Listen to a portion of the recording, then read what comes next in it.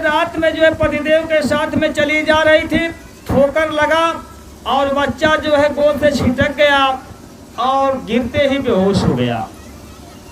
जान बचाने के लिए अंधकार में जब बच्चा नहीं मिला, पत्नी भी जो है भाग चली। दोनों पति पत्नी से साथ छूट गया। रोते बिलखते किसी तरह से सवेरा होते होते स्टेशन पे पहुंच रहे हैं। पत्नी रो रही है कि आज हमारा मासूम बचवा जो है हमसे जुदा हो गया, हमेशा हमेशा के लिए चला गया। हमारा बेटवा को जो है जंगली जानवर आज नोच नोच करके खा जाएंगे। अगर नहीं भी खाएंगे तो हमारा बच्चा जो है भूख प्यास की वजह से तड़पते तड़पते इस दुनिया को छोड़ करके चला जाएगा। दोनों पति पत्नी रो रहे हैं। पत्नी सोच रही है कि हमारे गुरु महाराज ने कहा था कि अरे काको, जब तेरा बच्चा बड़ा हो जाएगा तो मैं नामदान दे दूंगा। वो सोच रही है कि अरे गुरु महाराज, आपने वादा किया था कि बचवा बड़ा हो जाएगा तो हम नामदान देंगे। आज हमारा बचवा इस दुनिया को छोड़ करके चला जाएगा तो आज आपके दामन में दाग लग जाएगी। वो पत्नी रो रही है, वो पति भी रो रहा है और इधर देखें गुरु का सिंहासन भी हिल उठा। उन्होंने वादा कर रहा था कि किया हुआ था कि मैं तुम्हारे बेटवा को नामदान देंगे। आने गुरु महाराज जो है एक माध्यम बनाते हैं। एक कुली जो है पहुंचता है और पहुंच करके संदूक को कंधे पे उठाता है और उस मासूम बचवा को गोद में उठाता है और ले करके सवेरा होते होते स्टेशन पहुंच गया। अब घूम घूम करके आवाज लगा रहा है, भाई ये किसी का बच्चा है, ये किसी की सामान छूटी हुई है। बारी बारी से डिब्बों में प्रवेश कर रहा है, निकल रहा है, प्रवेश कर रहा है, निकल रहा है। खोजते खोजते उस डिब्बे में वो कुली पहुंच गया जिस डिब्बे में वो पति पत्नी दोनों जो है बिलख बिलख करके रो रहे थे। आवाज लगाया वो कुली, अरे भाई ये किसका बच्चा है, किसकी सामान है। दौड़ करके वो पत्नी जो है अपने मासूम बचवा को लेकर के गोद में जो है प्यार करने लगी। ये हमारा बच्चा है, आप लेकर के आए हुए हैं। अपने पति से कहती है कि इनको जरा 2 रुपए निकाल करके दे दीजिए, बड़ी मेहनत करके आए हैं। पति जो है 2 रुपए निकाल करके देने लगा। वो कुली कहा कि हमको पैसा नहीं चाहिए, आपकी सामान आपको मिल गई ना, आप लोग जाइए। सोचने लगी पत्नी, लग रहा है कि पैसा कम है। अपने पति से कहती है सब सामान दे दीजिए, हम चल करके भीख मांग करके हिंदुस्तान में जी लेंगे, सब सामान दे दीजिए। जब सब सामान देने लगे तो वह कुली बोल पड़ा, अरे भाई ये सब सामान हमको मिली थी, हमको लेना होता तो मैं ले लेता, हमको तो मजबूर हो करके आना पड़ा कि कहीं तुम्हारे विश्वास न टूट जाए।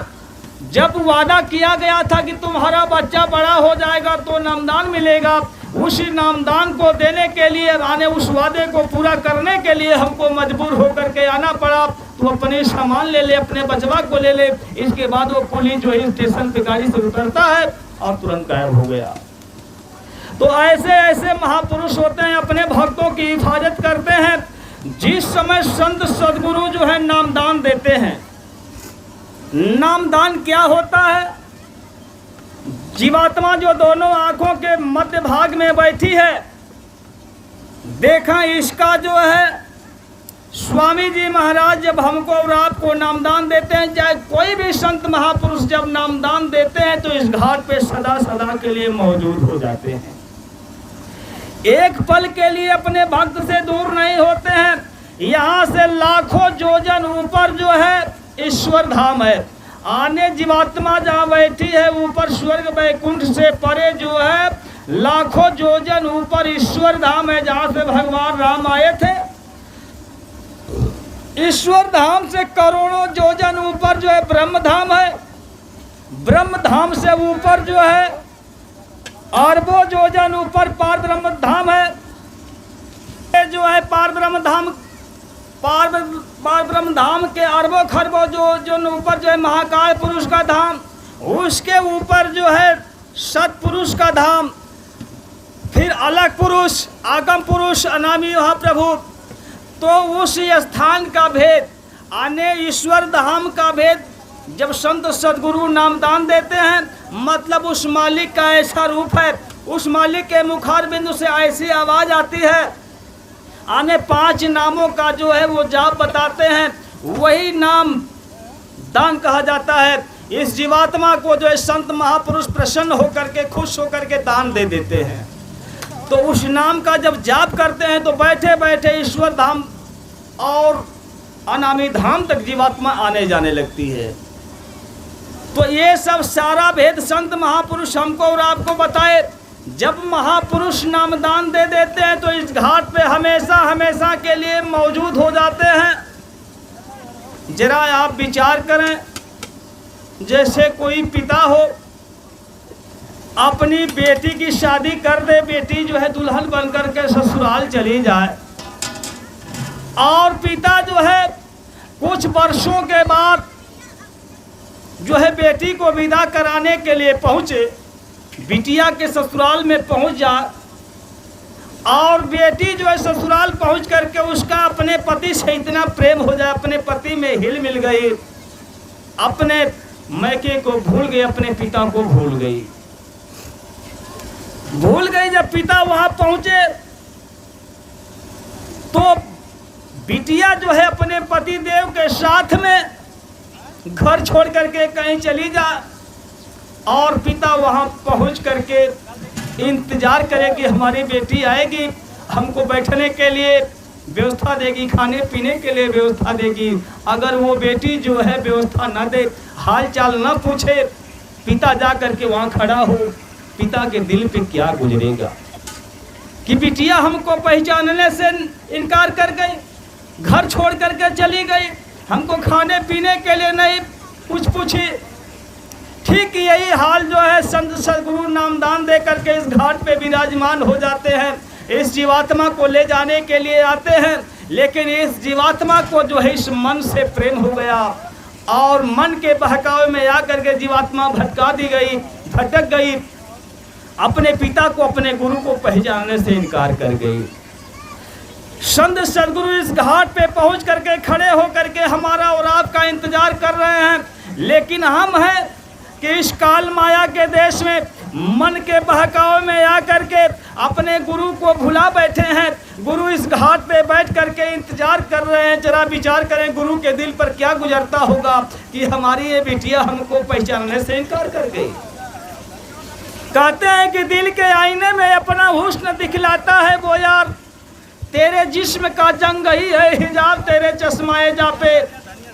ये गुरु जो हमारे और आपके बीच में आते हैं, इनके एक एक रोम से अरबों खरबों सूर्यों का प्रकाश निकलता है। ऐसा इनका देश है, उस देश के वासी हैं। ये तो हमको और आपको लेने के लिए आए हुए हैं, लेकिन हम जो है इनको भूल बैठे और पहचानने से जो है भटक गए। तो महापुरुषों ने कहा कि चाहिए कि पहले करें दुनिया की दौलत को फनाओ। देखें, अगर आप जीते जी मालिक के जलवा को देखना चाहते हैं, ये तो हम और आप समझते हैं कि ये साधारण मानव हमारे और आपके बीच में आए हैं, लेकिन इनकी क्या हस्ती होती है, ये क्या होते हैं, अगर इनको परखना है तो कहते हैं इस घाट पे पहुंचो। इस घाट पे पहुंचेंगे, चाहिए कि पहले करें दुनिया की दौलत को फना। हुस्न महबूब का फिर दिल में नजर आता है, निकल जाती है जब गैरों की मोहब्बत दिल से, तो रहमते खुदा का समंदर फिर इसमें उतर आता है। जरा देखें सत्संगी भाई बहन, जरा गौर करेंगे। कह रहे हैं कि चाहिए कि पहले करें दुनिया की दौलत को फना। इस दुनिया में रहते हुए इस दुनिया को भुलाना पड़ेगा। जैसे बेटी दुल्हन बनकर के ससुराल में जाती है, पति से इतना प्रेम हो जाता है, कुछ समय के बाद जब अपने नैहर आने मैके में आती है, नैहर में रहते हुए अपना ख्याल जो है अपने पति देव में लगाई रहती है। ठीक उसी तरह से करें कि यहाँ रहते हुए ज्यों तिरिया पीहर बसे, रहे सूरत पीऊ माह, ऐसे जन जग में रहे गुरु को भूले ना। जैसे दुल्हन अपने नैहर में रहते हुए अपना ख्याल पतिदेव में लगाई हुई है, उस तरह से इस दुनिया में रहते हुए अपना ख्याल जो है गुरु के तरफ लगाए रहे। तो उसी चीज को कह रहे हैं कि चाहिए कि पहले करे दुनिया की दौलत को फना, दुनिया में रहते हुए दुनिया को भुला दे। हुस्न महबूब का आने गुरु की सुंदरता धीरे धीरे जो है झांकी उतरने लगेगी, वो झलक गुरु की आने लगेगी। निकल जाती है जब गैरों की मोहब्बत दिल से। अभी तो हमारे अंदर और आपके अंदर मोहब्बत है, किसी को माँ से मोहब्बत, किसी को बेटे से मोहब्बत, किसी को पति पत्नी से मोहब्बत, भाई से मोहब्बत, बहन से मोहब्बत। लेकिन महापुरुष कहते हैं कि निकल जाती है जब गैरों की मोहब्बत दिल से, तो रहमते खुदा का समंदर फिर इसमें उतर आता है। वो गुरु की हस्ती जो है, वो गुरु का जलवा जो है, वो जमाल जो है इस घाट पे उतर आता है। ये महापुरुष समझाते हैं। स्वामी जी महाराज ने हमको और आपको समझाया, भक्तों के लिए समझाया। इस घाट पे गुरु महाराज आकर के खड़ा होकर के इंतजार कर रहे हैं, लेकिन हम और आप जो साधना में बैठते हैं, दिखाई सुनाई नहीं देता है, हम और आप जो है उठ जाते हैं। लेकिन महापुरुषों ने कहा कि साधना में बैठो, गुरु के आदेश का पालन करो। गुरु के आदेश का पालन ही गुरु भक्ति होती है। एक बार जो है एक जीव जो है यमराज की अदालत में जब पेश हुआ, वहाँ गुरु पहले से मौजूद होते हैं। यमराज जो है सवाल कर देता है, ये जो है साधना तो किया, भजन पे बैठा, लेकिन इसका मन जो है लगा नहीं, मन जो है भटकता रहा। वही गुरु वकालत करते हैं, ये हमारे आदेश का पालन किया है ना, साधना में बैठा है ना, ये जीवात्मा हमारी है, ये मन हमारा नहीं, मन तो तुम्हारा है, ये भाग रहा है तो तुम जानो, ये हमारा कहना माना है। उस जीव को लेकर के चले जाते हैं, कोई रोक नहीं पाता है। तो कहने का मतलब गुरु के आदेश का पालन। मन भाग रहा है, भागन दे, कसकर राख शरीर, उतरी पड़ी कमान से कभी न चाले तीर। मन भाग रहा है, भागने दीजिए, उससे कोई मतलब नहीं, रोकने की कोशिश कीजिए। सबसे गुरु की प्रिय सेवा होती है भजन। जो गुरु महाराज हुक्म आदेश दे दे, सबसे गुरु की प्रिय सेवा हुआ करती है। हम साधना में बैठते हैं जैसे कोई मजदूर है, कोई मजदूरी करने के लिए जाता है, उसको पैसा नहीं मिला, दोबारा गया, तीसरी बार गया, बार बार अपना काम कर रहा है, मजदूरी नहीं पा रहा है, इसके बाद भी काम पे लगा है, वो मालिक बड़ा प्रसन्न हो जाता है। ठीक उसी तरह से हम और आप सुमिरन ध्यान भजन करते हैं, हमको कुछ दिखाई सुनाई नहीं देता है, इसके बाद भी साधना में लगे रहते हैं, तो गुरु बहुत विशेष दया करते हैं। ये बच्चा कुछ पा नहीं रहा है, इसको दिखाई सुनाई नहीं देता, फिर भी लगा हुआ है, बड़ी विशेष दया चलती है उस समय। इसलिए बड़ी विश्वास के साथ जो भजन करें। महापुरुषों ने कहा कि दिल का हुजरा साफ कर जाना के आने के लिए। देखे बड़ी ऊंची चीज, शरीर का हृदय सीने में, जीवात्मा का हृदय दोनों हाथों के मध्य भाग में। ये है जीवात्मा का हृदय। कह रहे हैं कि दिल का हुजरा साफ कर जाना के आने के लिए। हुजरा माने मकान, जाना मतलब गुरु को आने के लिए। ये जीवात्मा का जो हृदय है, गुरु यहाँ नामदान दे करके खड़ा होकर के इंतजार कर रहे हैं, तो इस मकान की सफाई करें। लोग मेहमान आते हैं तो सफाई करते हैं, मेहमान आएंगे बैठेंगे, तो ये हमारे गुरु महाराज आकर के खड़ा हैं, तो कह रहे हैं कि दिल का हुजरा साफ कर जाना के आने के लिए, ध्यान गैरों का हटा उसको बिठाने के लिए। सबको भुला दे, गुरु को बिठाने के लिए सबको भुला दे। चश्मे दिल से देख जो जो तमाशे हो रहे, दिल सिता क्या क्या है तेरे दिल सताने के लिए। जीवात्मा के आंख से देखो, ये दिल सिता क्या क्या है तेरे दिल सताने के लिए। आने ये माया जो है सुंदर सुंदर चीजों को बना करके तुमको फंसाने के लिए, तुमको सताने के लिए रच रखी है। एक ही दिल लाखों तमन्नाएं, उस पे भी जाते अविश, फिर ठिकाने हैं कहाँ उसको ठिकाने के लिए। एक ही मन है, अनंत इच्छाओं को प्रकट कर रहा है। एक इच्छा पूरी नहीं होती, दूसरी इच्छा उठ जाती, दूसरी पूरी नहीं होती, तीसरी उठ जाती। तो कल आखिर वो गुरु आ करके इस घाट पे खड़े हैं, कहाँ बैठे? यहाँ तो कूड़ा कचरा तूने जमा कर रखा है, जरा इस मकान की सफाई कर। कुदरती काबे के महराब में तू सुन गौर से, है आ रही धूप से सदा तुमको भुलाने के लिए। आने कुदरती काबा, महापुरुषों ने कहा कि यह मानव मंदिर जो एक कुदरती काबा है। दोनों आंखों के मध्य भाग में जीवात्मा जो बैठी है, अर्ध चंद्राकार आकार बनता है, इसी को महराब कहते हैं। तो कुदरती काबे के महराब में तू सुन गौर से, है आ रही धूप से सदा, आने आकाश मंडल से सदा माने आवाज आ रही है तुमको बुलाने के लिए। क्यों भटकता फिर रहा तू है तलाशे यार में? क्यों उस मालिक को खोजने के लिए इधर उधर भटक रहा है? रास्ता सहारग में है दिलवर पे जाने के लिए, आने उस प्रभु के पास जाने के लिए। ये जीवात्मा जहाँ बैठी है, यहाँ से सहारग मतलब सुखमना नारी से होकर के जीवात्मा आई है, उसी नारी से होकर के उस मालिक के पास जाएगी।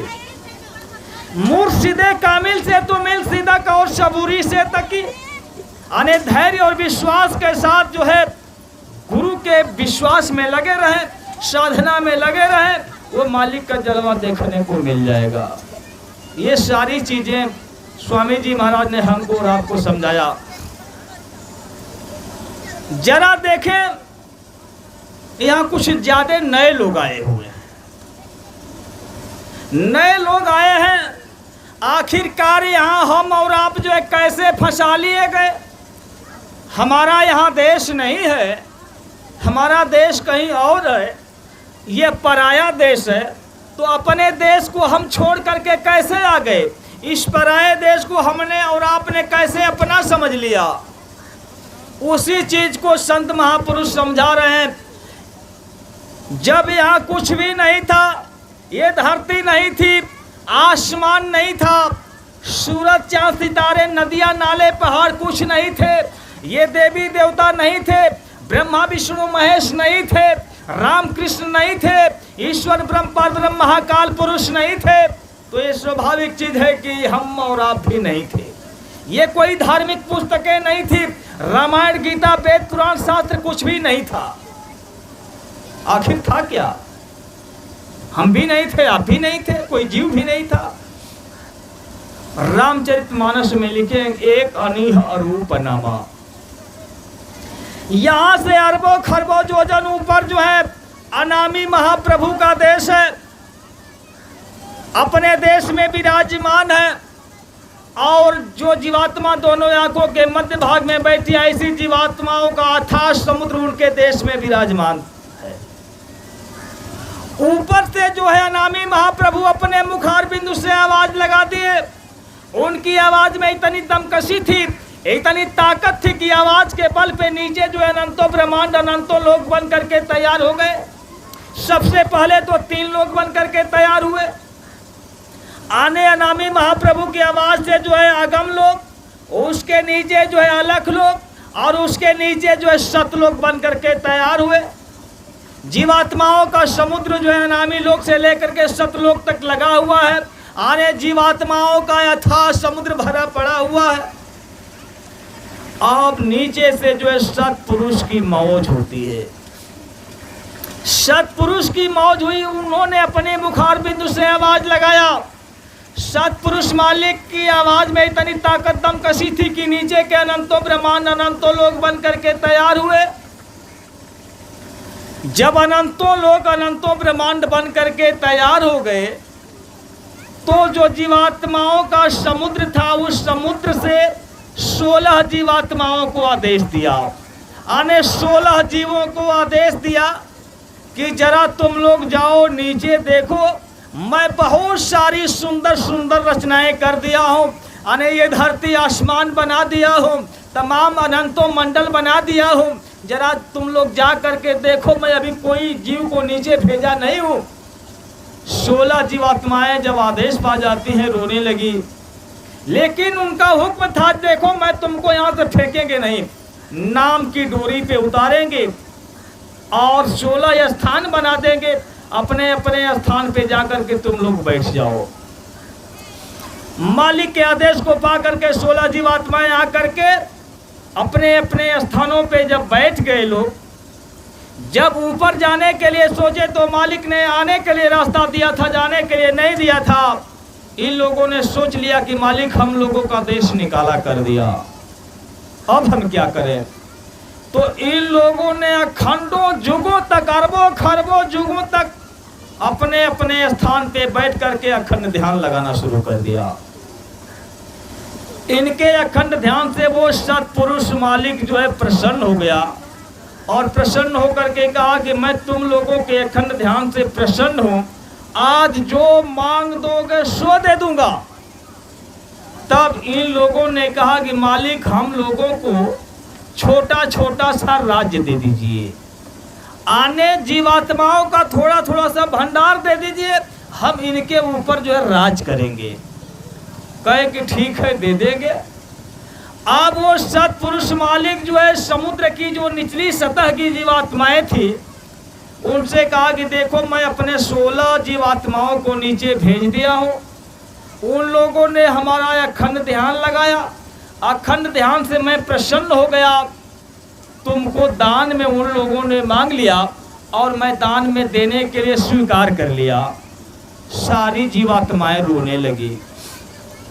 जैसे यहाँ बेटी की शादी होती है, बेटी दुल्हन बनकर के ससुराल जब जाने को होती है, बड़ा गमगीन माहौल हो जाता है।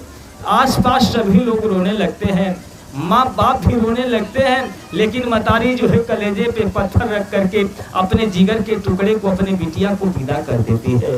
ठीक उसी तरह से ये सत्पुरुष मालिक जो है, जहाँ से संत सदगुरु आते हैं, उस सतगुरु में आने सत्पुरुष में और संत सदगुरु में कोई भेद कोई अंतर नहीं होता।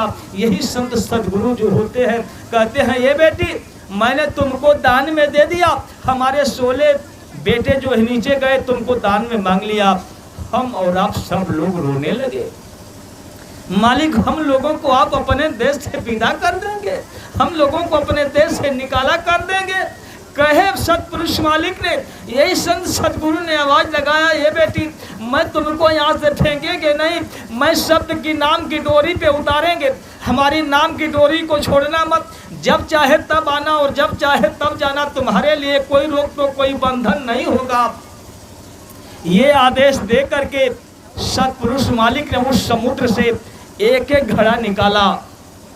समुद्र से एक घड़ा निकाला जाए क्या फर्क पड़ने वाला है, लेकिन हमारा और आपका दुर्भाग्य था कि उसी घड़े के अंतर्गत हम और आप आ गए। बालू के लाखों कण छोटे कर दिए जान, उससे भी छोटी जीवात्मा है दोनों आंखों के मध्य भाग में, जो निकल जाती है तो ये होता कि शरीर जो है मृत हो गई, ये लाश बन गई। वही जीवात्मा का भंडार था, उसी में एक घड़े के अंतर्गत हम और आप ही आ गए। इन लोगों ने एक एक घड़ा जब इनको मिला, उसी समय संत सदगुरु ने अने सत्पुरुष मालिक ने वादा कराया, देखो मैं तुमको दान में दे रहा हूँ, लेकिन हमारे इन बच्चियों को तुम मारना काटना मत, मारोगे काटोगे तो मैं छीन लूंगा। इन लोगों ने वादा कर दिया कि हम इनको मारेंगे काटेंगे नहीं, लेकिन हुजूर आप भी वादा कर दीजिए कि आप जो है इनको चमत्कार दिखा करके नहीं ले जाएंगे। और दूसरी चीज कि मैं इनको जिस जोनी में रखूं वहां ये प्रसन्न रहें। आने देखें कोई भी जोनी हो, चाहे वो चिड़िया हो, मेढक हो, कीड़े हो, मकोड़े हो, कोई मरना नहीं चाहता है, वही वो प्रसन्न रहे। और तीसरी चीज कि इनको पिछले जन्म का ही ख्याल न रहे कि हम सुअर के जोनी से हमको मानव शरीर मिल गई कि कुत्ते की शरीर से आए, ये इनको ज्ञान न रहे। मालिक ने कहा ठीक है ये दे देंगे। ये भी ये वादा करा करके एक एक घड़ा निकाल करके जब इनको दे दिया, उसी समय सत्पुरुष मालिक ने गुप्त संत लगा दिया, जाओ जरा देखते रहना, हमको हर पल की खबर लेते देते रहना, ये हमारी बच्चियों को ये ले जा करके मार काट तो नहीं न रहे हैं। गुप्त संत लगा दिया। उसी समय सत्पुरुष मालिक ने 2 धाराओं को निकाला था।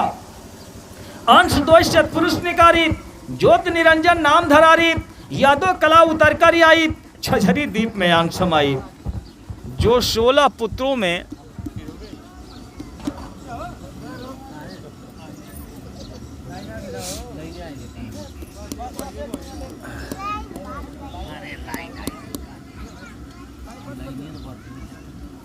छोटे बेटे थे निरंजन भगवान, उनके मंडल में समाहित कर दिए। और इन लोगों ने थोड़ी थोड़ी जीवात्माओं को निकाल करके राज किया। सतयुग जोगी सब विज्ञानी कर हरि ध्यान तरह भव प्राणी। 1 लाख बरस उम्र होती थी। जब 1 लाख बरस उम्र पूरी हो जाती थी तो जीवात्माएं रुक जाती थी अपने देश में। अनगिनत खेपे चली गई, हम और आप अभी रुके रह गए, फंसे रह गए। इस तरह से निरंजन भगवान को चिंता हो गई, सभी लोग जले जाएंगे, हम किस पे राज करेंगे।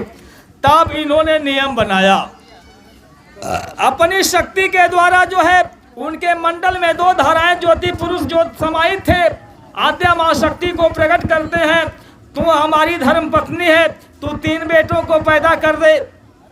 जब ये 3 बेटे पैदा हो जाएं तो कहो कि वो प्रचार करने शुरू कर दें कि हम ब्रह्मा के रूप हैं, विष्णु के रूप, हम शंकर के रूप, हमारा पता उनको मत बताना। देखें निरंजन भगवान अपनी धर्म पत्नी से कह रहे हैं कि 3 बेटों को पैदा कर, हमारा पता उनको मत बताना। उनको ये पता न चलने पाए कि हमारा पिता कौन है, क्योंकि जीवों को फंसाना है। ये अपने देश में चले जाते हैं, अपने मालिक के देश में चले जाते हैं, इनको फंसाना है, रचना करनी है। जब 3 बेटे पैदा हो गए, तुरंत आवाज लगाने लगे, हम ब्रह्मा के रूप हैं, विष्णु के रूप, हम शंकर के रूप। आद्या मां शक्ति ने आदेश दे दिया, ठहरो और अखंड ध्यान पे लग जाओ। चले गए जंगलों में, अखंड ध्यान पे लग गए तीनों बेटे। अगर मां हुक्म न देती तो सतयुग था, मालिक के पता को जान जाते, अपने पिता के पता को जान जाते तो रचना नहीं हो पाती।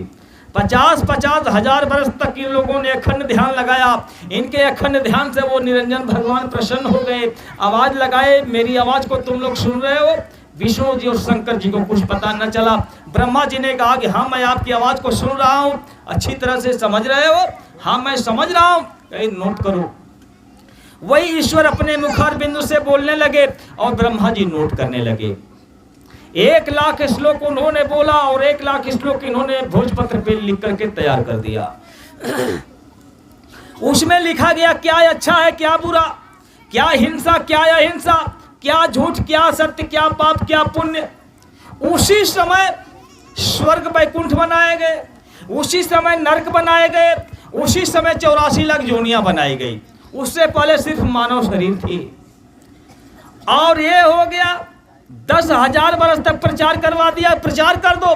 अब हमारे देश की कानून बन गई, जैसा कर्म करोगे उसके अनुसार जो है फल भोगना पड़ेगा। अच्छा कर्म करोगे उसके लिए स्वर्ग वैकुंठ में जाना होगा, बुरा कर्म करोगे उसके लिए भी तुमको जो है नरक बनाए जाएंगे, उसमें जाना है, 84 लाख जोनियों में जाना है। अब जो है आज़ादी मिल गई। यही आज़ादी जो है हमारे लिए और आपके लिए काल बन गई। हमने अच्छा कर्म किया तो स्वर्ग वैकुंठ में चले गए। स्वर्ग वैकुंठ में जाने के बाद जो समय पूरा हो गया, अने ब्याज लगा, कुछ और समय तक रहना पड़ा और इसके बाद फिर मृत्युलोक में आए, राजघराने में पैदा हुए और वहाँ जब पैदा हुए तो फिर पाप कर्म किए और इसके बाद फिर नरकों में गए। तो यही नरक स्वर्ग और ये 84 लाख जोनियों का चक्कर काटते हम और आप अब तक पड़े हुए हैं। यही आज़ादी जो है काल बनी है। तो यही संत महापुरुष आते हैं, इनको पूरा पावर होता है। ये चाहे तो सारे कर्म कर्जे को, आने पाप पुण्य को खत्म कर देते हैं और जीव को लेकर के अपने देश में चले जाते हैं। बस हमको और आपको जो है गुरु के ऊपर विश्वास करने की जरूरत है। जरा चले हम उधर, देखें कैसे कैसे लोगों ने गुरु भक्ति पेश किया इस धरती पर आकर के। इस कलयुग में ये जो गुप्त संत लगाए गए थे, ये कबीर साहब के रूप में जब संत सतगुरु जाकर के भेद उन्होंने बताया कि जीवों को मारा काटा जा रहा है, तब मालिक ने कहा कबीर साहब के रूप में जाओ और खुलेआम प्रचार प्रसार करके लेकर आओ जीवों को। तब से गुरुओं का आना प्रारंभ हो गया और भेद बता करके ले जाने का काम करते हैं। लेकिन हमको है कि बस विश्वास के साथ गुरु के वचनों पे लग जा। देखा कैसे कैसे लोगों ने गुरु भक्ति किया। इसी उत्तर प्रदेश की धरती पर बदायूं जिला में हजरत शेख निजामुद्दीन औलिया महबूबे इलाही साहब, जैसे रविदास जी महाराज आए, गोस्वामी जी महाराज आए, नानक साहब आए, कबीर साहब आए, उसी तरह से हजरत शेख निजामुद्दीन औलिया महबूबे इलाही साहब आए हुए थे। और आकर के जब उन्होंने अपना सत्संग जारी किया, बहुत भारी जन सैलाब उमड़ पड़ा, बहुत भारी संगत जो है खड़ी हो गई। लोगों का जब जमघट लगने लगा, तब निजामुद्दीन साहब ने एक नियम बना दिया कि गांव देहात से सब लोग आएंगे, गुरु के आश्रम में जो चढ़ावा चढ़ता था, जैसे आज देखें ये प्रसाद के रूप में सब लोग लाकर चढ़ाए हुए हैं, उसी तरह से चढ़ावा चढ़ता था। और उन्हीं चढ़ावों को जो है निजामुद्दीन साहब अपने बच्चों में बांट दिया करते थे। ये नियम जब लगा दिया, चारों तरफ शोहरत फैल गई कि निजामुद्दीन साहब एक महात्मा है, जो पहुंचता है उनके पास इच्छाओं की पूर्ति होती है, गरीबी दूर हो जाती है, दया हो जाती है उनकी। ये शोहरत सुन करके गांव से एक बुजुर्ग आदमी चला, बूढ़ा आदमी था, बड़ा ही गरीब था, घर परिवार में उसके कोई नहीं था, सबका देहांत हो चुका था, मात्र उसके घर में कोई संतान था तो एक बिटिया थी। वो भी बेटी सयानी हो चुकी थी, खाने के लिए घर में दाना नहीं था, बिल्कुल साधन विहीन था। वो बुजुर्ग व्यक्ति दया की भीख मांगने के लिए गुरु के आश्रम में पहुंचता है। सोचा कि मैं इनका शिष्य तो नहीं हूं, लेकिन दया मांग लेंगे, दया हो जाएगी तो किसी तरह से हमारी बेटी की शादी हो जाती। बेटी का बोझ सर पे सवार था। वो बुजुर्ग आदमी जा करके जब दया की भीख मांगने लगा, महापुरुष दया के सागर होते हैं, उन्होंने कहा ठीक है बच्चा बैठो बैठो, कोई हमारे बच्चे आएंगे चढ़ावा लाएंगे, मैं दे दूंगा, ले जा करके अपनी बेटी की शादी कर लेना। सुबह से शाम हो गई, ऐसा संजोग बना कि कोई चढ़ावा लेकर के आया नहीं। शाम होने लगी तो वो बुजुर्ग व्यक्ति कहा कि हुजूर मैं अब घर जाना चाहता हूं, अंधेरा हो जाएगा, मैं जा नहीं पाऊंगा, आंख से कम दिखाई देता है, घर में हमारी बेटी सयानी है। निजामुद्दीन साहब ने कहा ठीक है बच्चा, घर जाना चाहते हो तो जाओ, हमारे पास तो कोई चढ़ावा आया नहीं, ले जा, हमारा ये फटा हुआ जूता है, इसी को ले जा और बेच करके अपनी बिहुल बिटिया की शादी रचा लेना। आखिर वो बुजुर्ग आदमी उस जूते को उठाता है, रुमाल में बांधता है और बांध करके लेकर के चल दिया, सोचते हुए आखिर फटा जूता है, इसकी कोई कीमत क्या देगा, जिसको बेच करके मैं अपनी बेटी की शादी कर लूंगा, ये बिल्कुल असंभव है। लेकिन फिर भी लेकर के चला जा रहा था। तब तक देखा उधर से एक लड़का जो है, जिसका नाम था अमीर खुसरो। अमीर खुसरो कौन था? निजामुद्दीन साहब का शिष्य था। वो गया था बंगाल में। बंगाल में कवियों का बहुत बड़ा विश्व सम्मेलन हुआ था, वो कवि भी था, गया था उस सम्मेलन में, और अमीर खुसरो जो है विश्व विजेता घोषित हो गया था। बहुत सारे पुरस्कार रखे गए थे, हीरे सोने चांदी जवाहरात सब पुरस्कार लेकर के अमीर खुसरो जो है ऊंटों पे लाद करके, खच्चरों पे लाद करके सामान ला रहा था, और इधर से बूढ़ा आदमी निजामुद्दीन साहब की जूती को लेकर के जा रहा था। दोनों लोगों से आमना सामना होता है। गुरु की जूते से जो है खुशबू बिखर रही थी, इतनी सुंदर खुशबू बिखर रही थी, किसी को आभास नहीं हो रहा था। लेकिन वो अमीर खुसरो साधना करता था और खुशबू को परख लिया कि ये हमारे स्वामी जी महाराज के जूते से खुशबू आ रही है। जब पहुंचा पास में, कहा आप कुछ लिए हो इस गट्ठर में बात करके?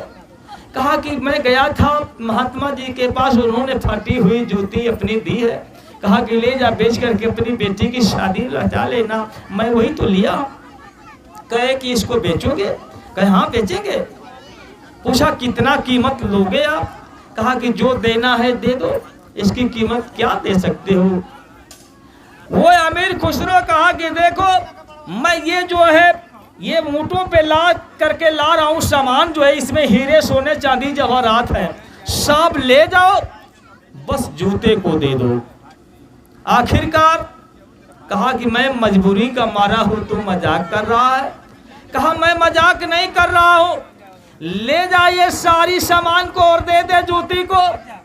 अमीर खुसरो जो है जूती को ले करके अपने गुरु महाराज के आश्रम में आ रहा है, और इधर गुरु महाराज बैठे बैठे बड़ी बेसब्री से अमीर खुसरो का इंतजार कर रहे हैं। हमारा बेटा गया है बंगाल में, कवियों के सम्मेलन में विजयी घोषित होगा, सामान लेकर के ला रहा होगा। तब तक जो है अमीर खुसरो गुरु महाराज के आश्रम में प्रवेश कर जाता है। गुरु महाराज ने देखा, अरे अमीर खुसरो तू गया था सम्मेलन में, हार गया? कहे नहीं हुजूर मैं हार नहीं गया। कहे तब पुरस्कार सब क्या हुए? अमीर खुसरो कहा हुजूर आपकी जूती को लेकर के जो है एक बुजुर्ग आदमी जा रहा था, वो कह रहा था कि मैं बेचने के लिए ले जा रहा हूं, मैंने सारी सामान को दे दिया, मैं सोचा कि हमारे स्वामी जी महाराज की एक ही जूती है तो जूती को खरीद लिया। इतनी बात सुनते ही गुरु महाराज डांट पड़े, तुम्हारी इतनी हिम्मत हो गई, तुम्हारी इतनी बड़ी औकात हो गई हमारी जूती की कीमत लगाने की, भाग जाओ यहां से, घर जाकर के भजन करना। अब अमीर खुसरो सोच रहा है कि स्वामी जी महाराज प्रसन्न हो जाएंगे, हमारी जूती ला दिया। ये गुरु महाराज नाराज हो गए। अब रोने लगा अमीर खुसरो, मैंने गुरु महाराज को तकलीफ दे दिया, सोचा कि स्वामी जी महाराज तो दया के सागर हैं, हमारे गुनाहों को माफ कर देंगे। लेकिन वो सोचने लगा कि गुरु के आदेश का पालन ही गुरु भक्ति होती है। अगर मैं अपने गुरु महाराज के आदेश का उल्लंघन कर दूंगा तो गुरु भक्ति में दाग लग जाएगी, दया की भीख मांगने लगूंगा तो आदेश कट जाएगा। रोते हुए अमीर खुसरो अपने कदम को वापस खींच लिया। अब देखें वो अमीर खुसरो जो है अपने घर आ करके अपने गुरु महाराज के लिए रोने लगा, और वह बुजुर्ग आदमी जो हीरे सोने चांदी जवाहरात लेकर के अपने घर चला गया। आखिरकार इधर अब गुरु महाराज सत्संग रोज सुनाते थे। सत्संग करते करते जब 1-1.5 घंटा होता था तो गुरु महाराज रोने लगते थे प्रेमियों के बीच में। हमारा एक बच्चा था अमीर खुसरो, मैंने उसको डांट करके यहाँ से भगा दिया, घर चला गया। हमारा वो बचवा कैसे होगा, हमारे बच्चे की हालत क्या होगी, हमारे बिना वो कैसे होगा, बड़ी तकलीफ सहता होगा, ये कह करके गुरु महाराज रोने लगते थे। जब गुरु महाराज रोने लगते थे तो सारे प्रेमी रोने लगते थे। धीरे धीरे ये सिलसिला कुछ दिन चला।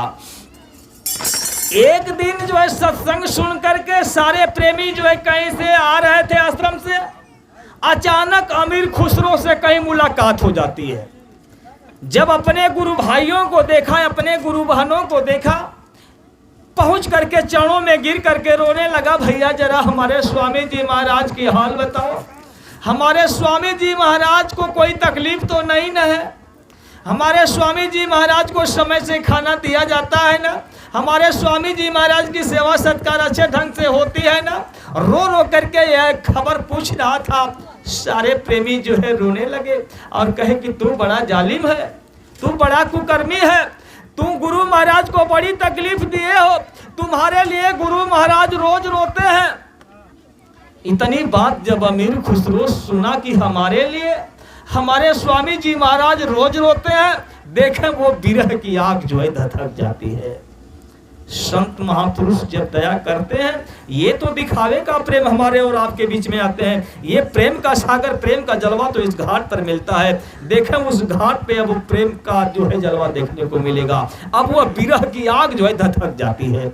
जब विरह की आग धधक गई, अमीर खुसरो जब रातों दिन रोने लगा, अब उधर गुरु का सिंहासन हिल उठा। आप गुरु महाराज बेताब हो गए अपने बचवा के लिए, अपने आश्रम को छोड़ करके, अपने प्रेमियों को लेकर के अमीर खुसरो के गांव पहुंच गए। अब अमीर खुसरो जो है दूर से देख रहा है, हमारे स्वामी जी महाराज आगे आगे चले आ रहे हैं, पीछे से हमारे गुरु भाई आ रहे हैं। दौड़ करके अमीर खुसरो जा करके अपने गुरु महाराज के कदमों में गिर करके रोने लगा। हुजूर, आपका इस भागा बेटवा के घर कैसे आना हुआ? आप आदेश दिए होते मैं आ करके आपका दर्शन दीदार कर लेता। हुजूर, आप हमारे घर चले आए। बहुत चुप कराए गुरु महाराज, कहे बेटा चुप हो जा, मैं तुमको लेने के लिए आया हूँ, हमारा कोई मकसद नहीं है। चुप कराने के बाद अमीर खुसरो चुप होता है। अब गुरु महाराज अमीर खुसरो को लेकर के प्रेमियों के साथ में दिल्ली शहर में पहुंचते हैं। देखा स्वामी जी महाराज ने कहा, बच्चा संत महापुरुष जब आते हैं सीधा डमरू बजा करके भीड़ लगाते हैं, जब जैसा उचित समझते हैं तो उल्टा डमरू भी बजा देते हैं और भीड़ जो है बिखर जाती है। बहुत बड़ा जन सैलाब तैयार हो चुका था, सीधा डमरू बजा करके भीड़ लगाए हुए थे। अब देखें निजामुद्दीन साहब उल्टा डमरू बजाना शुरू कर दिए। जब दिल्ली शहर में निजामुद्दीन साहब काफिले को लेकर के पहुंचे हैं, सूरज ढलने लगा, शाम हो गई।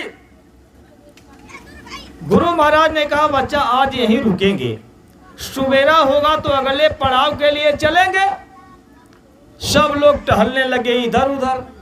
जब टहलने लगे तो पता चला कि ये चारों तरफ जो है बेश्याओं का डेरा है, यहाँ बेश्याएं रहती हैं।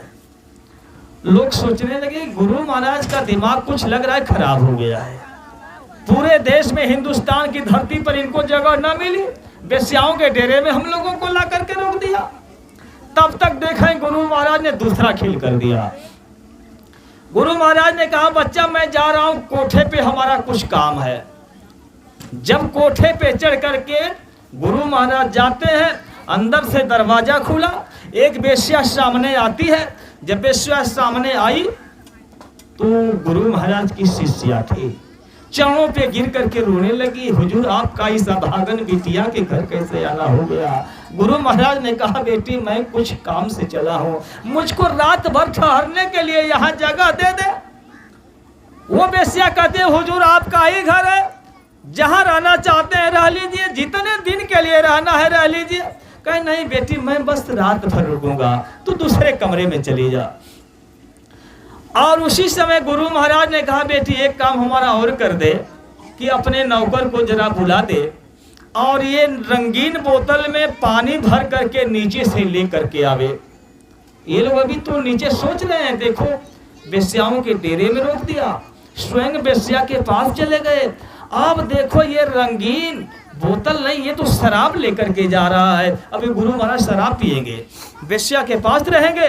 सब लोग जो है चले गए, उठ करके सब लोग चले गए। मात्र वह अमीर खुसरो जो था वही बैठा अपने गुरु का इंतजार कर रहा है।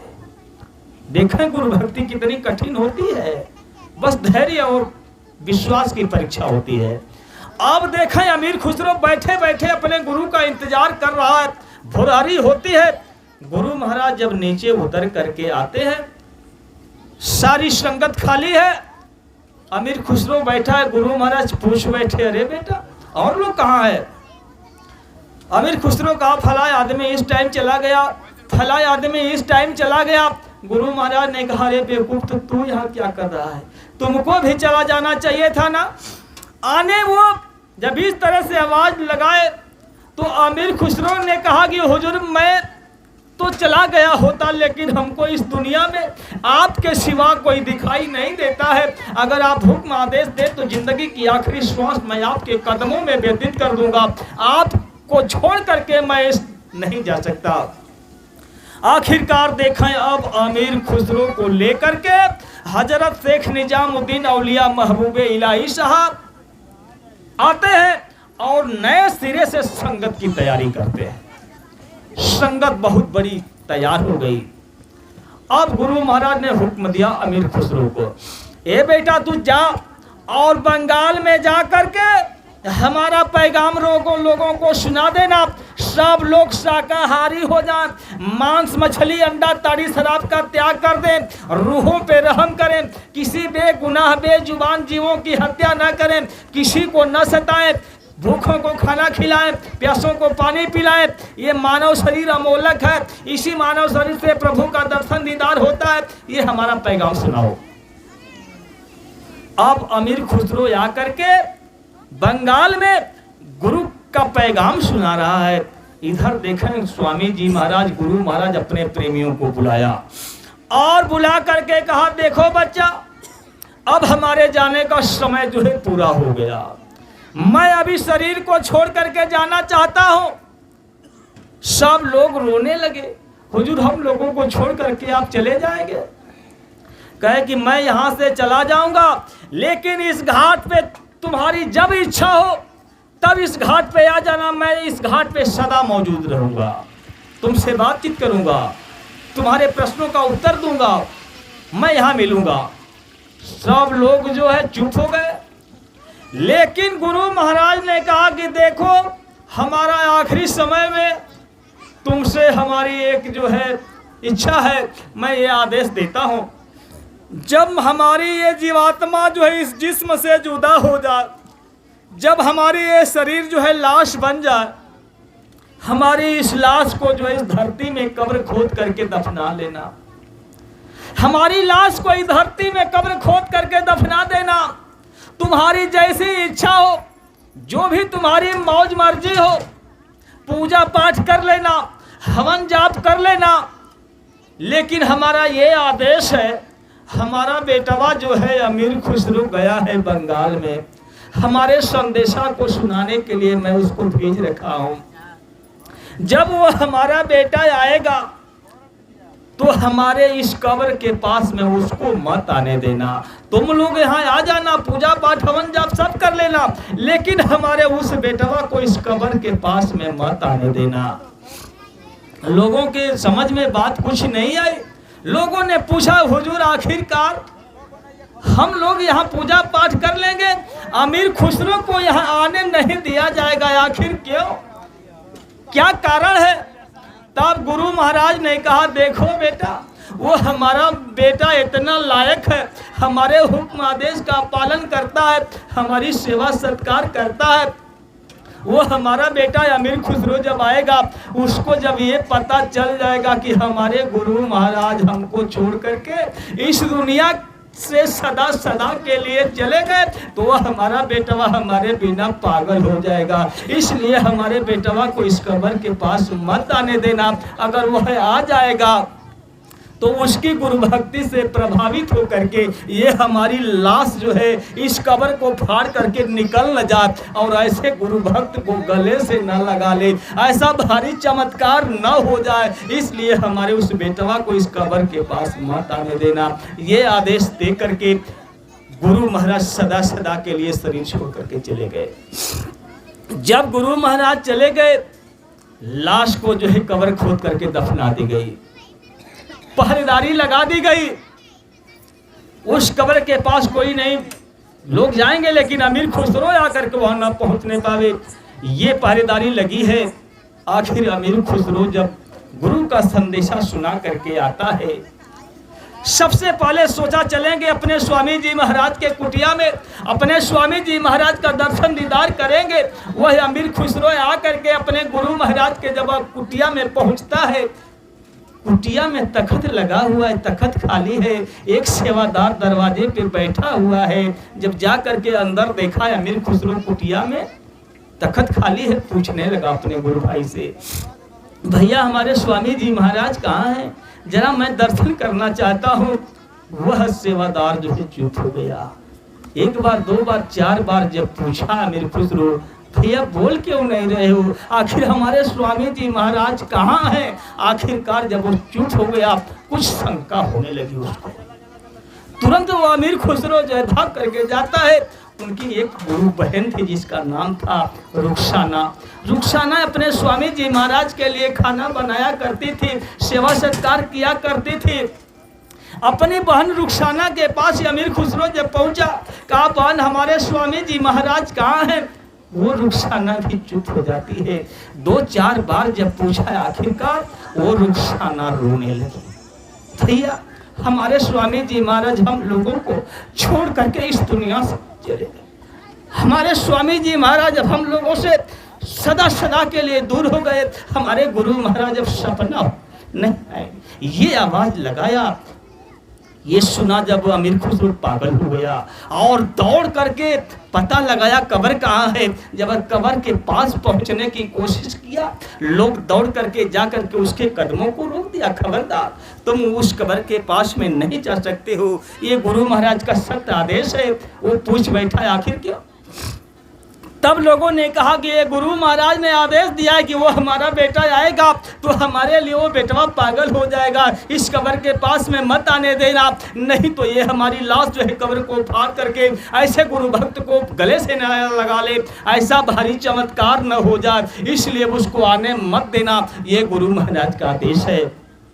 वही अमीर खुसरो जो है दूर बैठ करके उसी समय से खाना पानी त्याग दिया, कलम निकाला और कागज निकाला और वही लिखा, गोरी सोवे सेज पे, मुख पे डाले केस, चल खुसरो घर यापनो रैन भेजो देश। जब हमारे स्वामी जी महाराज इस दुनिया को छोड़कर चले गए तो इस दुनिया में हमारा अब कोई नहीं है। वही गुरु महाराज की समाधि के बगल में अमीर खुसरो की समाधि बनाई गई। ऐसे ऐसे लोगों ने अपने गुरु से प्रेम किया।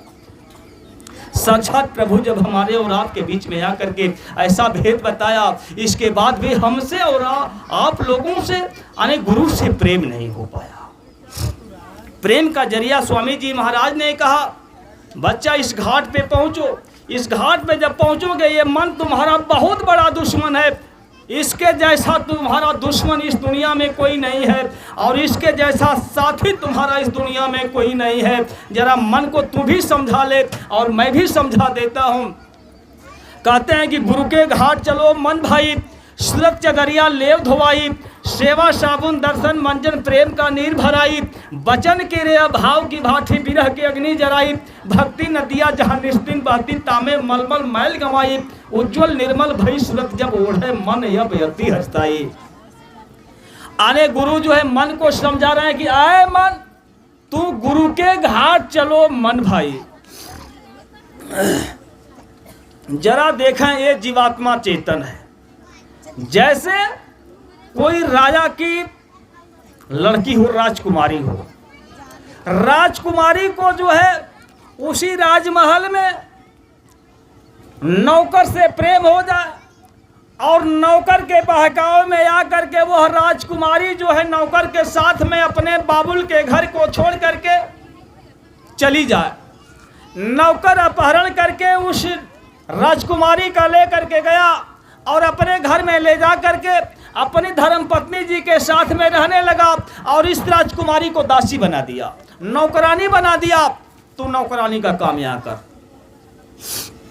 ठीक यही काम जो है इस जीवात्मा के साथ हो गया। ये जीवात्मा जो है ये कोई मामूली चीज नहीं है। उस बादशाह के, उस मालिक के, उस सतपुरुष मालिक की यह बिटिया है, उस शहंशाह की ये बेटी है और इस घाट पे आकर के यहाँ जो कैद हो गई और मन जो है इस राजकुमारी का अपहरण कर लिया।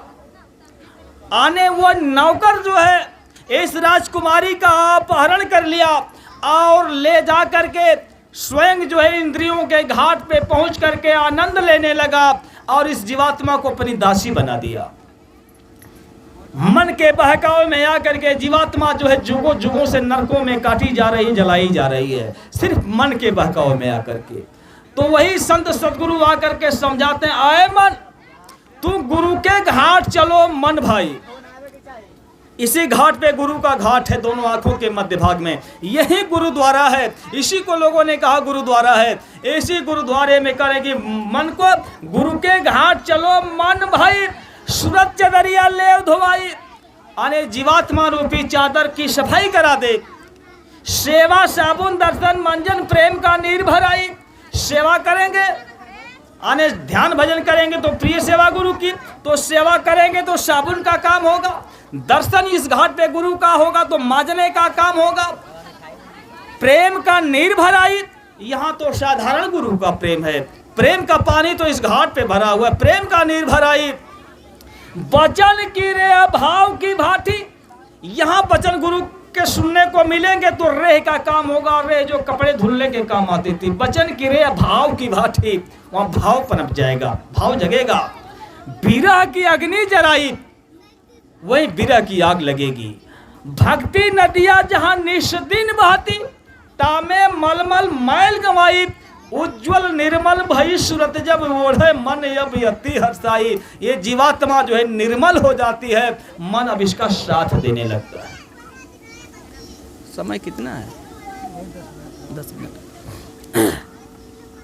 आने ये मन जीवात्मा का साथ दे दे तो जीवात्मा जो है चढ़ाई करे, अपने देश में ये पहुंच जाए। और मन का यहाँ देश नहीं है, मन तो यहाँ से लाखों योजन ऊपर ब्रह्मधाम का वासी है, उसका भी आनंद छूटा है।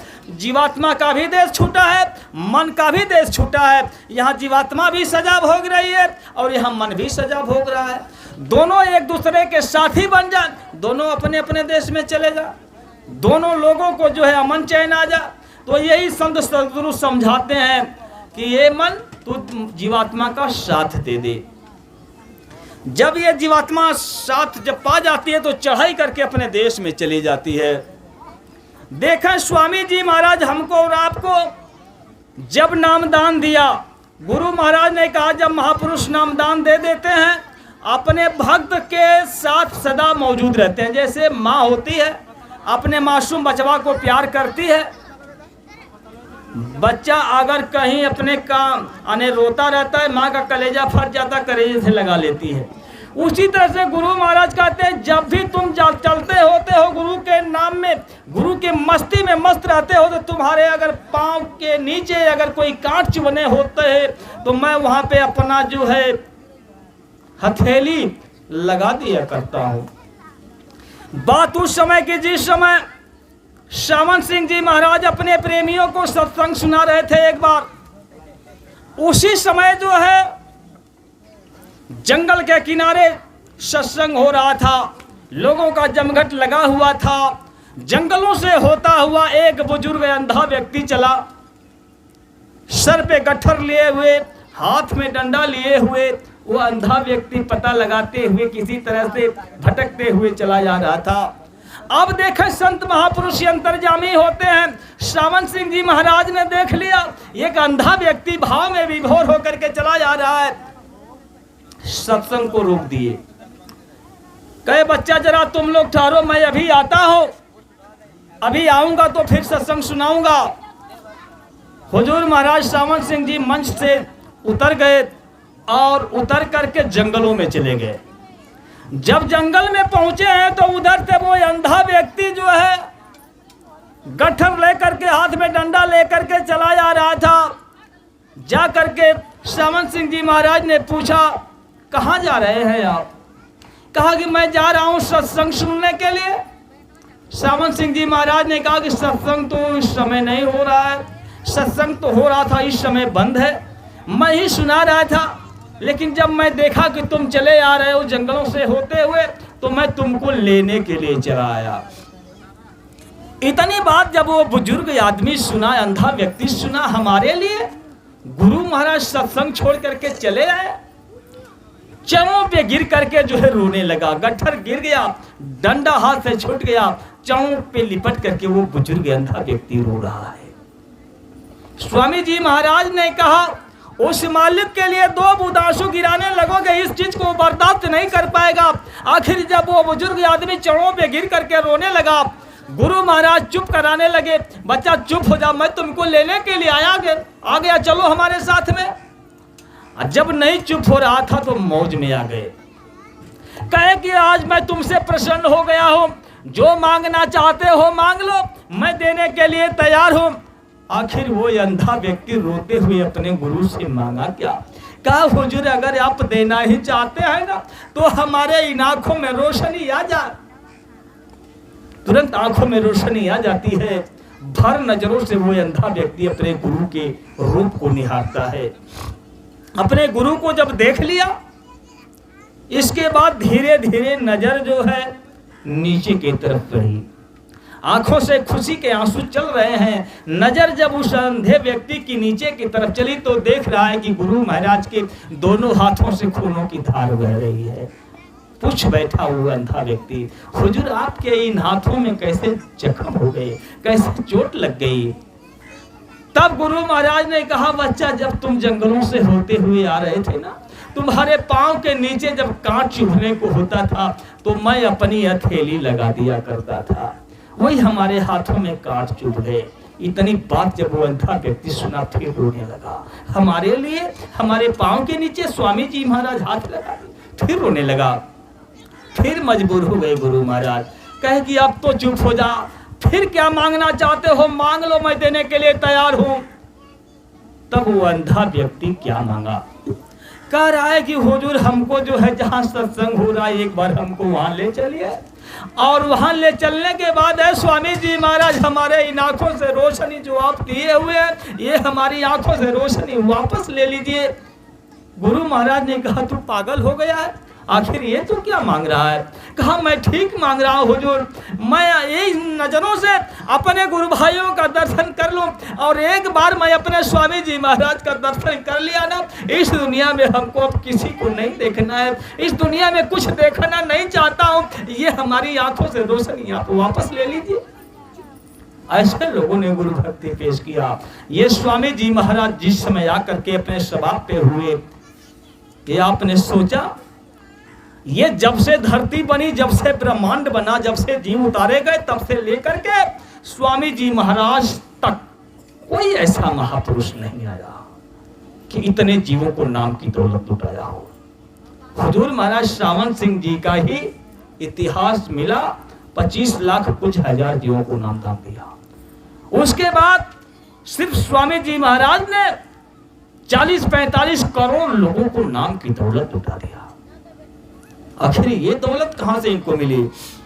जब स्वामी जी महाराज के गुरु महाराज थे, दादा गुरु महाराज अपने आश्रम पे विराजमान थे, आने वही अलीगढ़ जिले में दादा गुरु महाराज अपने पास एक गाय रखे थे, गैया को घास काटने के लिए जाते थे, रोजाना का उनका काम था। एक दिन दादा गुरु महाराज ने अपने धर्म पत्नी जी से कहा, अने दादी माँ से कहा, जरा मैं उस कुंडे में कोट रखा हूं, जरा उस कोट करके निकाल करके ले आओ, मुझको जाना है घास काटने के लिए। कुंडे में कोट रखी हुई थी जिसमें कम से कम 100 चकती लगी हुई थी, सिल करके वो पुरानी फटी हुई कोट थी, उसी को निकलवा करके पहनते हैं। अने कोई भी देखे तो कहे कोई पागल जा रहा है। अने दादा गुरु महाराज ने उस कोट को धारण किया और गाय को घास काटने के लिए चल दी। तब तक जो है इधर से 2 पंजाब से लोग आए गुरु की तलाश करते करते, आश्रम पे पहुंचे, पूछा लोगों ने, तो लोगों ने बताया कि गुरु महाराज गए हैं घास काटने के लिए। दोनों वहां भी पहुंच गए पता लगाते हुए।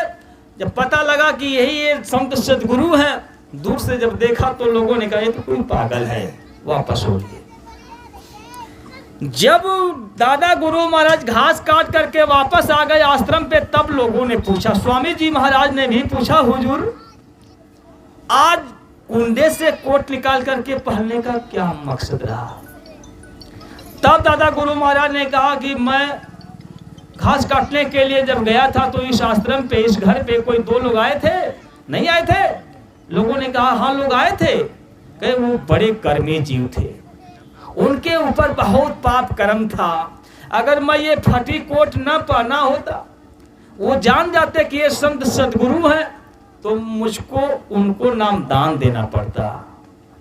इसलिए मैं फटी कोट पहन लिया कि उनको नाम दान न देना पड़े, उनके कर्मों को अपने ऊपर न लेना पड़े। वैसे मैंने उनको खाली नहीं भेजा हूं, मैंने उनको संस्कार डाल दिया हूं। उनको महापुरुष मिलेंगे, वो मालिक के देश में आएंगे जाएंगे, लेकिन हमने उनको नामदान नहीं दिया। जरा आप विचार करें, इनके गुरु महाराज 2 कर्मी जीवों को नामदान देने से हट गए और इन्होंने मंच पर बैठ करके 21 करोड़ लोगों को नाम की दौलत लुटाया। आखिर क्या रहस्य है? बात उस समय की जिस समय राधा स्वामी जी महाराज, राधा स्वामी जी महाराज के गुरु महाराज थे हाथरस वाले गोस्वामी जी महाराज। वही राधा स्वामी जी महाराज के शिष्य थे गरीब साहब जी महाराज। एक दिन राधा स्वामी जी महाराज गरीब साहब जी महाराज से कहे कि देखो मैं तुमसे बहुत प्रसन्न हूं, आज तुम जिस जीव के लिए कह दो मैं उस जीव को अभी जो है उस मालिक के देश में पहुंचा दूं। अब गरीब साहब जल्दी में विचार कर लिए, हुजूर हमको समय दे दीजिए, मैं कल बता दूंगा। कहे चलो ठीक है, कल बता देना। सुबेरा होता है, गरीब साहब जी महाराज अपने गुरु महाराज राधा स्वामी जी महाराज के जब आश्रम में पहुंचे, गुरु महाराज ने कहा तूने विचार किया किसको अनामी धाम पहुंचाना है? गरीब साहब जी महाराज ने कहा मैं विचार किया हूं कि जिस गाय का दूध हम लोग ला करके पीते हैं उस गैया की जीवात्मा को मालिक के देश में भेज दिया जाए। तब तक गुरु महाराज कुछ बोलना चाहते हैं, तब तक दूसरा प्रश्न खड़ा कर दिए, हुजूर मैं सोच रहा हूं कि जो ग्वाला इस गैया को अपने पास रखा है उस ग्वाला की जीवात्मा को भी मालिक के देश में भेज दिया जाए। फिर गुरु महाराज कुछ बोलना चाहते, तब तक तीसरा प्रश्न खड़ा कर दिए, हुजूर मैं सोच रहा हूं कि सारे जीव दुखी हैं, इस दुनिया में कोई सुखी नहीं है, सब लोग जुगों से काटे जा रहे हैं, जलाए जा रहे हैं। हुजूर सबको अनामी धाम पहुंचा दिया जाए। बड़े दीन बनकर के प्रार्थना कर रहे थे, सतगुरु से करूं पुकारी, संतन मत कीजिए जारी, जीवन का होए उधारी, मैं देखूं यही बहारी, मैं मौज करूं फिर भारी, सब यारत करें तुम्हारी, मैं हरखूं खेल निहारी, अब कीजिए दया विचारी, मैं बालक शरण आधारी, मेरी सुनो बेनती भारी। आने गरीब साहब जी महाराज करे, हुजूर आप जो है आपसे प्रार्थना करता हूं कि आप संत मत ही जारी कर दीजिए, क्योंकि आदि से अंत तक जानने वाले को संत कहते हैं। संतों के अधीन देवी देवता होते हैं, ब्रह्मा विष्णु महेश होते हैं, ईश्वर ब्रह्म पर ब्रह्म महाकाल पुरुष होते हैं, सब संतों के अधीन होते हैं। तो वो संत मत ही आप जारी कर दीजिए, संतन मत कीजिए जारी, जीवन का होए उधारी, मैं देखूं यही बहारी। ऐ स्वामी जी महाराज सारे जीवों का उद्धार हो जाए और मैं ये बहार देखना चाहता हूं, मैं मौज करूं फिर भारी, सब यारत करें तुम्हारी।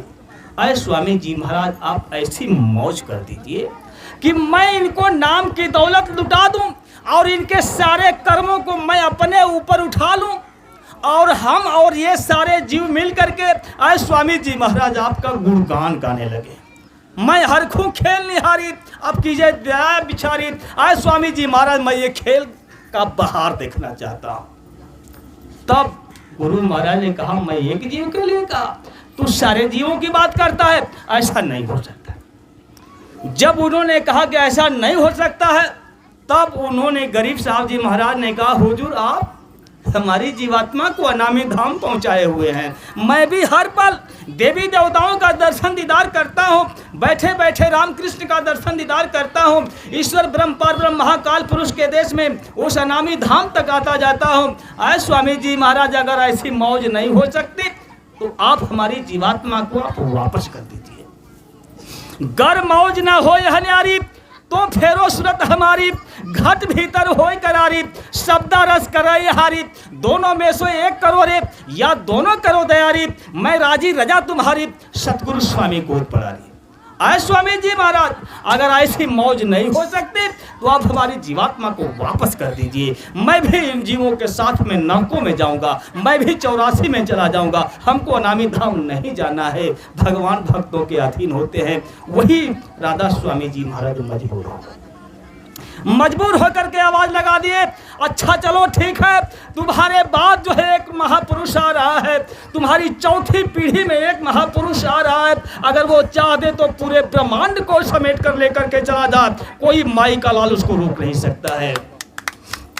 ये आवाज जब लगाए तो गरीब साहब जी महाराज के शिष्य थे विष्णु दयाल जी महाराज, विष्णु दयाल जी महाराज के शिष्य थे दादा गुरु महाराज, दादा गुरु महाराज के शिष्य थे गुरु महाराज, चौथी पीढ़ी में आए हुए। इसी चीज को दिखाने के लिए बात उस समय की जिस समय स्वामी जी महाराज से मिलने के लिए हिंदुस्तान की 3 हस्तियां पहुंची थी। इमरजेंसी के बाद जब स्वामी जी महाराज को तमाम यातनाएं दी गई, डंडा बेड़ी तक पहनाई गई, तकलीफें दी गई, 28 फरवरी सन 1977 को स्वामी जी महाराज के पास हिंदुस्तान की 3 हस्तियां, सीबीआई विभाग के डायरेक्टर देवेंद्र कुमार सेन जी, दिल्ली के उपराज्यपाल किशन चंद्र जी और प्रधानमंत्री जी के गुरु थे पंडित रामायणी स्वामी जी। ये 3 हस्तियां स्वामी जी महाराज के सामने पहुंची और कही कि आप जो इस दस्तावेज पे हस्ताक्षर कर दीजिए। स्वामी जी महाराज ने कहा इसमें क्या लिखा है? तो लोगों ने कहा कि आप जो है कांग्रेस पार्टी को समर्थन दे दीजिए, आपको 2 करोड़ रुपया दिया जाएगा, आपको हेलीकॉप्टर दिया जाएगा, बहुत सारी दौलत दे दी जाएगी। गुरु महाराज ने कहा बच्चों हमको कोई दौलत नहीं चाहिए, अगर समर्थन देने की बात है तो जाओ प्रधानमंत्री जी से कह देना वो हमारे साथ चले और तमाम धार्मिक स्थलों पे लंगड़े लूले अपाहिज विकलांग पड़े हुए हैं, उनको खाने के लिए व्यवस्था कर दे, रहने के लिए व्यवस्था कर दे, पहनने के लिए व्यवस्था कर दे। मैं उसको समर्थन देने के लिए तैयार हूँ, हमारे सारे बच्चे जो है उनके साथ लग जाएंगे। इतनी बात सुनते ही वो तीनों अधिकारी जो है गरज पड़े। अधिकारी बड़े गर्म होते हैं, गरज पड़े। अभी आप प्रधानमंत्री जी को जानते नहीं है, आपको प्रधानमंत्री जी जो है 21 महीने तक जेलों में रखी है, आपके पांव में डंडा बेड़ी लगवा दी, इतनी यातनाएं दी गई आपको, इसके बाद भी अभी आपका होश ठिकाने नहीं आया। अगर आप समर्थन नहीं देते हैं प्रधानमंत्री जी को तो 3 वर्षों तक प्रधानमंत्री जी अभी आपको फिर जेलों में बंद रखेंगे। ये महापुरुष दया के सागर होते हैं, बड़े छोटे बन करके जीवों को उठाने का काम करते हैं। महापुरुष कितने छोटे बन जाते हैं, कल्पना से परे की चीज है, इतने छोटे बन जाते हैं। लेकिन अगर इनको कोई ललकार दे तो इसकी किसी की ललकार को बर्दाश्त नहीं करते हैं। आखिरकार उसी समय स्वामी जी महाराज ने अपनी छड़ी लिए हुए थे, छड़ी को उठा करके घुमा करके फेंक दिया। कहा कि समझ रहे हो तुम किससे बात कर रहे हो? हिंदुस्तान में कोई माई का लाल अभी बाबा जी को खरीदने वाला पैदा नहीं हुआ। जाओ प्रधानमंत्री जी से कह देना कि अगर उनको अपने अमीरी पे नाज है तो हमें भी अपने फकीरी पे नाज है। जाओ कह देना कि एक तो कांग्रेस खत्म, दूसरी चीज की 24 मार्च तक मैं इस जेल से बाहर आ जाऊंगा, तीसरी चीज की 28 मार्च तक अगर इमरजेंसी खत्म नहीं हो गई तो अंदर वाले बाहर और बाहर वाले सब अंदर हो जाएंगे।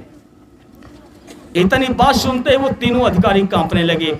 प्रधानमंत्री जी से जा करके कहे, प्रधानमंत्री जी भाग करके गई कृपाल सिंह जी महाराज के पास, जो सामंत सिंह जी महाराज के शिष्य थे, संत कृपाल सिंह जी महाराज। उनके पास जा करके जब पूछी हैं वो कैसे महापुरुष हैं, तब स्वामी जी महाराज के लिए उन्होंने कहा कि अरे वो ऐसे महापुरुष हैं, उनसे टकराने की भविष्य में जरूरत मत करना। वो ऐसे महापुरुष हैं, अगर चाह दें तो पूरे ब्रह्मांड को समेट कर लेकर चले जाएंगे। अरे वो युग पुरुष हैं, युग प्रवर्तक हैं। कृपाल सिंह जी महाराज ने इनका नाम दिया था युग प्रवर्तक, बाबा जय गुरुदेव जी महाराज। आखिरकार प्रधानमंत्री जी भाग करके आई हैं और जा करके अपने दोनों बच्चों को भेजी, जाओ और गुरु महाराज से अपने गुनाहों की माफी मांगो। मैं भी जाती हूँ। लोग जा करके गुनाहों की माफी मांगे और स्वामी जी महाराज ने लोगों को माफ किया। और तमाम गुरु महाराज ने कहा कि देखो राजनीति से संन्यास ले लेना। उन लोगों ने संन्यास नहीं लिया, जिनका नतीजा उनको जो है भोगना पड़ा। स्वामी जी महाराज जिस समय सभा पे थे तो यहाँ ही नहीं, इस कलयुग में जब जो है पाप कर्म चरम सीमा पे बढ़ गया तो महात्माओं ने सरजू गाने की जो है मौज फरमा डाले। उसी समय थे चर्चे आसमानों में, जमी वालों का क्या होगा। सदा आई सदा, अने सदा आई खुदा खुद जाएगा, खुद रहनुमा होगा। लोग कैसे पहचानेंगे वो उसे, वह एकता हुस्न में होगा, औरों से जुदा होगा। भूतों को होश कैसे आएगा, कैसे वो मनाएगा। अरे वो अपने इश्क से खींचेगा, नगमा सजा होगा। जो वाजिब गुनहगार हैं उनकी सजा का क्या होगा। बकस दे अपनी रहमत से तो क्या होगा। ये दया के सागर हमारे और आपके बीच में आए हैं। बहुत सारे इतिहास हैं आपके ऊपर। जितने सत्संगी हैं वो भी, जो नए लोग हैं वो भी, जो कभी दर्शन गुरु महाराज का नहीं किए वो भी अगर आज से ही मांस मछली अंडा ताड़ी शराब का त्याग कर दें, अगर उनके ऊपर कोई आफत विपत आ जा, तमाम देवी देवताओं को पुकार ले, रामकृष्ण को पुकार ले, सबको पुकार ले, अगर उनकी मुसीबत में कोई मदद न करे, इसके बाद जो है गुरु महाराज को पुकार ले, जय गुरुदेव नाम प्रभु का, ये आकर के उस समय जो हिफाजत न कर दें तो कहना स्वामी जी महाराज ने ऐलान कर दिया, जब तुम पानी में डूबने लगो, मकान में दबने लगो, आग में जलने लगो, तुम्हारी कोई सहायता न करने वाला हो, उस समय जो है पुकार लोगे, उस समय तुम्हारी मदद कर दी जाएगी, तब विश्वास कर लेना। ऐसा महापुरुष हमारे और आपके बीच में आवाज लगाए।